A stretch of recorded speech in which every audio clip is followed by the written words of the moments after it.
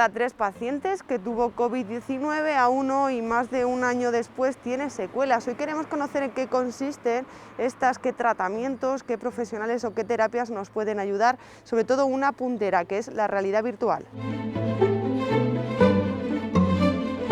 Nos gustaría conocer cómo se aborda desde la clínica ergoterapia todas las consecuencias, los síntomas y las secuelas de la COVID-19. Pues a partir del pasado verano, cuando se nos permitió abrir de nuevo tras el confinamiento, nos juntamos el equipo interdisciplinar que somos en Clínica Ergoterapia y formamos lo que es la unidad de secuelas COVID. Desde ella pues, abarcamos un poco todas las secuelas que son producidas por el virus y ya no solo a nivel de pacientes, sino también en el entorno. Por poner un ejemplo, los pacientes que lo han padecido pues suelen tener secuelas físicas, ya no solo por el virus, sino también por las largas estancias en la UCI que han tenido que sufrir. También hay muchos familiares que han padecido tristemente unos duelos muy duros, lo cual se ha derivado en depresiones, en trastornos de ansiedad. Incluso también en algún caso concreto se ha visto el trastorno de estrés postraumático. También hay que mencionar, por supuesto, a los sanitarios que están padeciendo lo que se llama el efecto burnout, que son un tipo de secuelas psicofisiológicas debido al gran estrés, a la gran carga de trabajo que están sufriendo, sobre todo en la parte más dura de la pandemia, incluso a día de hoy. Igualmente hemos detectado en muchos casos que hay personas que están teniendo miedos irracionales, fobias, obsesiones, compulsiones, y es cierto que tenemos que cumplir las medidas sanitarias y tener mucho cuidado de no contagiarnos, ¿verdad? Pero el problema está en cuanto esos miedos se convierten en desadaptativos y entonces es ahí cuando hay que recurrir a un profesional. ¿Nos puedes contar en qué consiste la unidad de secuelas de la COVID-19 de esta clínica ergoterapia? Nos dimos cuenta el pasado mes de mayo, cuando terminó el estado de alarma, que estaba haciendo falta tanto en Ciudad Real como a nivel provincial una unidad específica donde se pudieran abordar todas las secuelas que estaban precedidas de la COVID-19. Entonces ahí surgió la idea de formar la unidad específica del COVID. Esta unidad está formada por los mismos profesionales que forman parte de la clínica, lo único que tratan de una forma más específica a todos los pacientes que vienen derivados con estas secuelas. Los profesionales que están formados esta unidad son terapeutas, logopedas, fisioterapeutas, psicólogo y neuropsicólogo. Los acompañamos tanto al usuario como a la familia en todo el proceso rehabilitador. Siempre me gusta dejar claro cuando una familia llama preguntando por esta unidad específica que es muy importante hacer una evaluación inicial para saber un poquito el estado inicial en el que se encuentra el usuario, para a partir de ahí plantearnos unos objetivos y poder establecer un plan de tratamiento más específico y adaptado a sus necesidades. Como ponerte un ejemplo de las secuelas que estamos abordando desde nuestra unidad, desde algunas secuelas más simples, pero sí es verdad que las estamos viendo más complicadas con el COVID, son por ejemplo las parestesias, que son la sensación de acorchamiento o adormecimiento en las extremidades, tanto superiores como inferiores, o algunas secuelas que ya sí son más graves, que cuando hablamos de un ictus provocado por una trombosis derivada del COVID-19. Pues desde la clínica abordamos un poco las secuelas de fisioterapia desde 2 puntos, en función de dónde nos haya llegado el paciente. Por un lado, nos centramos en el ámbito hospitalario, pensando un poco en pacientes que han tenido secuelas a nivel cardiorrespiratorio, y empezamos con una fisioterapia respiratoria en un momento inicial. Esta fisioterapia consiste un poco en devolver lo que es el tono normal de respiración a ese paciente, contribuir a la expectoración de la mucosidad y de cualquier sustancia que se haya quedado en el interior, y empezamos un trabajo respiratorio con el fin de fortalecer la musculatura y ayudar a que esa persona pues, no se fatigue, pueda hacer su actividad física previa, incluso tareas de la vida diaria que se han visto un pelín influenciadas por el COVID y que ayudamos a normalizar. Eso por una parte. Estas personas también, al pasar tanto tiempo encamadas, han sufrido del proceso de inmovilización una pérdida de musculatura, en la cual también trabajamos. Lo que hacemos es fortalecer. Si es persona que practica un deporte previo, intentamos centrarnos en recuperar ese tono anterior y fortalecer a un nivel que le permita volver a ejercer con normalidad el deporte. Y si es una persona que al fin y al cabo hace una vida un pelín más normal, solo centrándose en tareas cotidianas o ir a su trabajo, lo que hacemos es un fortalecimiento básico, de tal forma que él no sienta esa secuela o esa falta de fuerza para desempeñar esa función. En el tema deportivo, que estamos influyendo también bastante, nos han llegado varios. Normalmente cuando se produce el COVID en un equipo, que también estamos trabajando, tenemos algún convenio con equipos, lo que hacemos es abordarlo específicamente para el terreno del que estamos hablando. Es decir, si tenemos un jugador de vóley, como es en este caso, nos centramos un poco en la tarea que él hacía previamente, gestos de su deporte en específico, los ayudamos a fortalecer al mismo tiempo que trabajamos la capacidad pulmonar para que no se noten esas secuelas luego en la vuelta, que es verdad que se han notado bastante fatigados y con bastante cansancio a la hora de volver. Entonces lo que hacemos es un poco recuperar ese ritmo normal. Y luego la gente que no ha estado hospitalizada, que también en casa se han sufrido bastantes secuelas, que parece que es como, bueno, me siento un poco más cansado, pero en realidad eso no es normal. Entonces ayudamos a recuperar ese tono de la musculatura que tenían previamente, no solo a lo mejor con el fortalecimiento, sino centrándonos un poquito más en recuperar pues muchos achaques de haber estado en el sofá o de incluso haber estado un pelín más parados de lo normal. Influimos en ese aspecto e intentamos recuperarlo.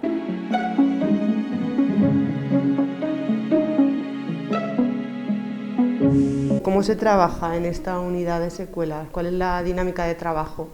Se establece como un plan de actuación, normalmente suelen venir a la clínica, a no ser que sean casos excepcionales que no hayan podido recuperar la movilidad y se tenga que ir al domicilio. En clínica lo que trabajamos sería por establecer un ejemplo de sesión, se hace una valoración previa donde se mira hasta dónde ha influenciado el COVID y se establece normalmente dos áreas, el área de respiratorio y el área a nivel muscular.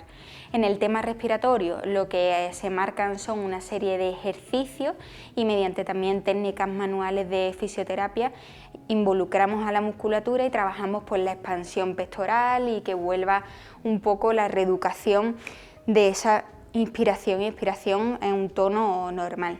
Luego nos iríamos a la parte muscular y tanto en camilla podemos tratar a nivel de bloqueos articulares y dolores específicos que surgen en articulaciones, como a la misma vez que pautamos como una especie de bloque de ejercicios terapéuticos con el fin de ayudar a potenciar la musculatura.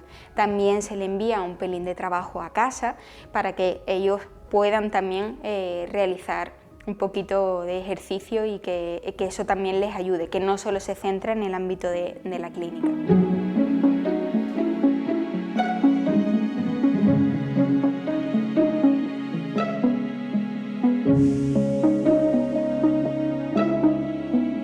Las secuelas del COVID dentro del ámbito de la logopedia son variadas. Una de las áreas que más comprometida se ve en una persona que ha sufrido COVID es en el área de la alimentación. Esto es así ya que muchas de ellas requieren de intubación y una vez que se procede a la extubación se dan cuenta de que tienen dificultades a la hora de la deglución y se puede dar lugar a una patología que se llama disfagia. La disfagia orofaringea es la dificultad en tragar básicamente el alimento. Además, estas personas, como requieren de sedación y ventilación mecánica durante mucho tiempo, pues puede dar lugar a que el tono muscular de aquellos músculos que son los encargados de, por ejemplo, masticar, de deglutir el alimento, etcétera, pues se ven comprometidos. También es posible que la disfagia orofaringea dé lugar a que el alimento caiga dentro de la vía aérea, dando lugar a aspiraciones y también posiblemente a neumonías. Y por ello también es posible que vuelva el ingreso hospitalario.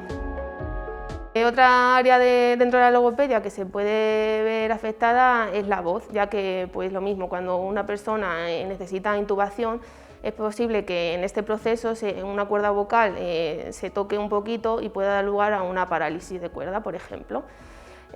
Incluso aquellas personas que han pasado el coronavirus con sintomatología leve, la capacidad de respiración se ve afectada. y por tanto también las cuerdas vocales. Esto puede dar lugar pues, a episodios de disfonías, dolor laríngeo, fatiga vocal, etc. Otras secuelas, aunque en menor medida dentro de la logopedia, puede ser a nivel neurológico. Entonces esa persona va a tener dificultades dentro del área de la comunicación, del lenguaje, del habla. En estos casos es muy importante la figura del logopeda para poder iniciar la rehabilitación con la persona. En cuanto a la alimentación, pues el logopeda le va a aportar unas pautas para que consiga una deglución segura y eficaz, sin necesidad de que el alimento vaya a la vía aérea y haya episodios de atragantamiento, broncoaspiraciones, etc. Y en el caso de la voz, el logopeda pues intentará normalizar dentro de lo que cabe esa parálisis de cuerda que ha sufrido la persona, y también aportará pues, técnicas para tratar el tema de la respiración y por tanto repercutirá positivamente en la calidad vocal. Se ha hablado mucho de las secuelas físicas que ha derivado esta COVID-19, pero cada vez hay más constancia de las secuelas a nivel psicológico. ¿Nos puedes hablar un poco de este área que se trata aquí en la clínica? Bueno, pues principalmente para hablar de este proceso tendríamos que hablar de dos grupos de población.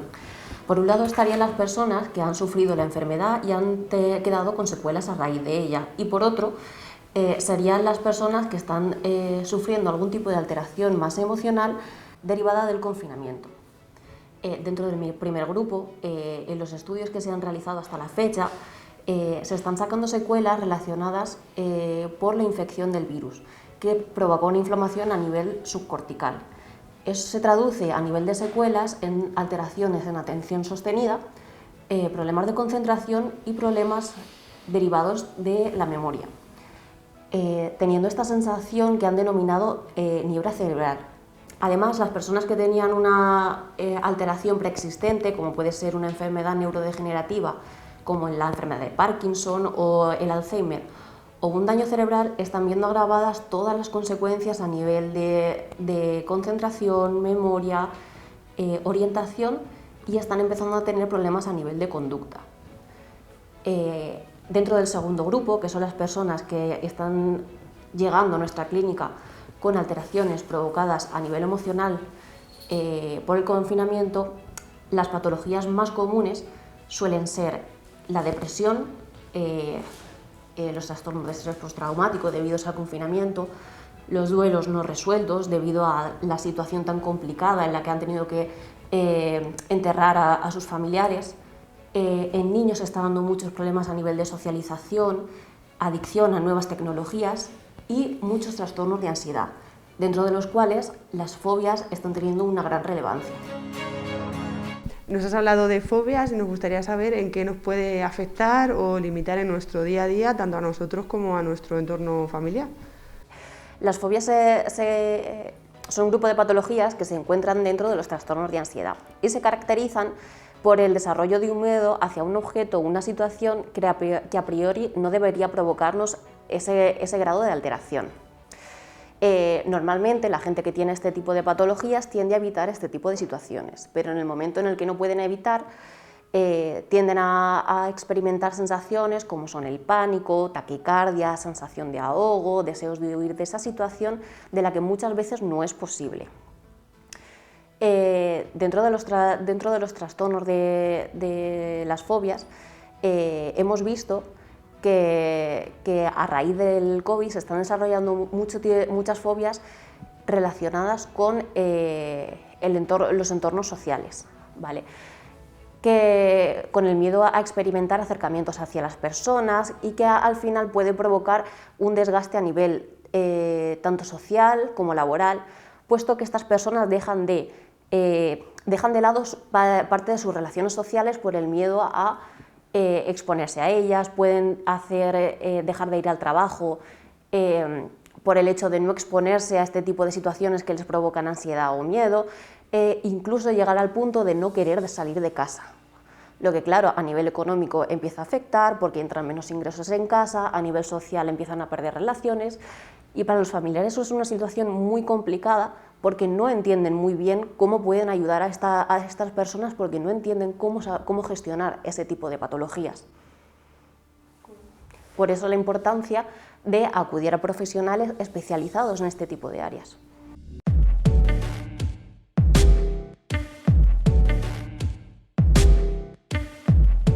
Óscar, nos gustaría saber por qué utilizáis la realidad virtual y supongo que no es algo que pueda utilizar cualquiera de forma doméstica, ¿no? Actualmente somos la única clínica en Ciudad Real que contamos con estas herramientas, con estos dispositivos, y los motivos son varios. En primer lugar, porque son muchos ya los estudios recientes que avalan la evidencia científica de implementar esta metodología, incluso pudiendo superar a técnicas y metodologías más tradicionales y conservadoras. En segundo lugar, tiene una gran accesibilidad, por lo que la gran mayoría de la población lo puede utilizar. También porque simula entornos que actualmente, con las circunstancias que estamos viviendo, pues no podemos salir a la calle, no podemos hacer muchas actividades, y con este dispositivo podemos simular eso, entonces es una gran ventaja. Además no implica ningún riesgo, puesto que siempre va a estar acompañado de un profesional mientras se está utilizando, y eso es un poco contestando tu segunda pregunta, porque no es lo mismo utilizar estos dispositivos con fines lúdicos, con fines recreativos, que con fines clínicos y sanitarios. Por lo tanto, al estar acompañado de un profesional, siempre vas a tener la seguridad de que te va a guiar y te va a acompañar durante el proceso terapéutico y no va a haber ningún riesgo de ningún tipo. En relación a la realidad virtual que estamos conociendo hoy, ¿qué beneficios tiene frente a otro tipo de intervenciones más usuales? La realidad virtual es una técnica no invasiva, que tiene la característica peculiar de la cual podemos ajustar específicamente los entornos a las características de cada uno de los pacientes, pudiendo incluso modificar las condiciones ambientales. Podemos hacer que llueva, podemos hacer que esté sin que exista realmente un peligro real. Además permite un entorno un poquito más privado y más seguro para los pacientes. Nos ahorra costes de tiempo y de persona, puesto que podemos modificar esas condiciones en cualquier circunstancia. Imagínate una persona que, por ejemplo, tenga miedo a volar o a subir a un avión. Sería muy complicado cada vez que tenemos que hacer una intervención con este tipo de personas, irnos a un aeropuerto, que nos dejen acceder a un avión, hacer el vuelo controlado. Pues este tipo de tecnología nos permite hacer ese tipo de cosas. Y relacionándolo un poquito con lo que te decía antes de la fobia social, ahora mismo se está aplicando para hacer aproximaciones a nivel de gente, ¿vale? Podemos crear entornos en los que estén muy concurridos para intentar que esas personas reduzcan ese miedo, esa ansiedad a acercarse de nuevo a la gente sin que haya un peligro real de contagio, ¿vale? Para que, por ejemplo, cuando vuelvan a entornos laborales, tengan reuniones más presenciales, que suelen estar algo más concurridas de gente, puedan hacerlo sin experimentar ese tipo de sensaciones que les provocan el hecho de querer huir de ese tipo de conductas.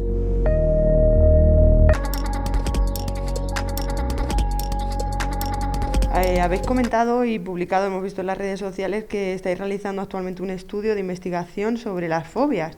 Nos gustaría que nos hablarais un poquito más en qué consiste el estudio, qué usuarios necesitáis o pueden realizarlo, por qué elegisteis, como decir, la acrofobia y la fobia social para esta investigación.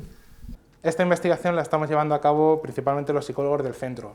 Lo que estamos comprobando es verificar la eficacia de este tipo de dispositivos en los tratamientos de diversa índole, como es la psicología general sanitaria, neuropsicología, terapia ocupacional, fisioterapia, etc.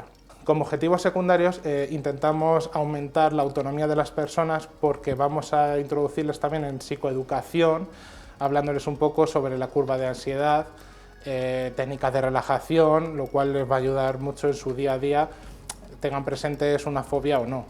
En principio puede participar en este proyecto cualquier persona que pueda utilizar el dispositivo y tenga algún tipo de fobia. Desde aquí animamos a toda persona que quiera participar a que se ponga en contacto con nosotros, ya que valoraremos si puede participar o no, depende de las fobias que padezcan, y se puede aprovechar del tratamiento sin gasto alguno, porque por participar se puede beneficiar del tratamiento de las fobias de forma gratuita.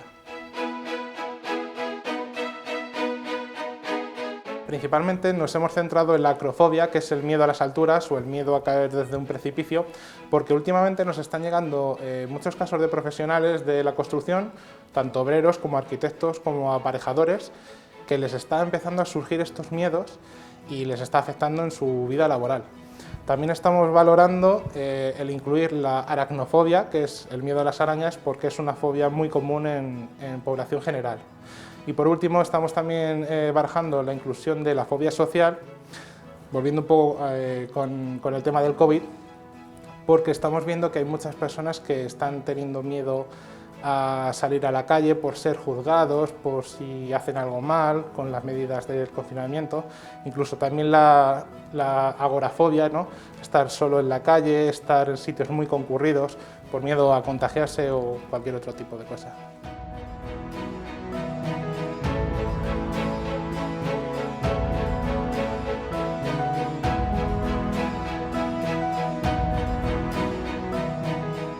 Cuéntanos si utilizáis la realidad virtual para otro tipo de tratamientos a nivel terapéutico.